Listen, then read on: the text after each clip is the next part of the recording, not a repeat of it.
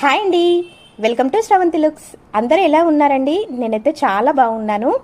ఈరోజు morning breakfast వచ్చేసి ఇడ్లీ అయితే ప్రిపేర్ చేసేసుకున్నాను. ఇడ్లీ ప్లేట్స్ చాలా చిన్నగా ఉన్నాయని నేనైతే ఈ చిన్న కప్స్ పెట్టి చేశాను. ఈ కప్స్తో చేసుకున్నప్పుడు మనకు ప్లేట్లో కన్నా ఈ కప్పులో చేసుకున్నప్పుడు ఇంకొక 5 నిమిషాల టైం అనేది ఎక్కువగానే పడుతుంది. ఇడ్లీ అయిన తర్వాత వెంటనే తీస్తే అస్సలు రావు. కొద్దిగా చల్లారిన తర్వాత తీస్తేనే కప్పుకు అనేది అంటుకోకుండా వస్తాయి. ఈరోజు ఇంకొక స్పెషల్ కూడా ఉంది. అది ఏంటి అనంటే, నేను ఈ ఇడ్లీ ఎప్పుడు చేసినా పల్లి చట్నీతో పాటు సాంబార్ కూడా చేస్తాను. అయితే ఈరోజు సాంబార్ని నేను పప్పు లేకుండా ప్రిపేర్ చేసుకున్నాను.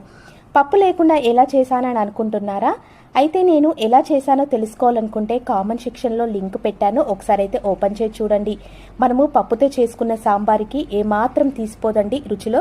మీకు నచ్చితే లైక్ చేయడం అస్సలు మర్చిపోవద్దు.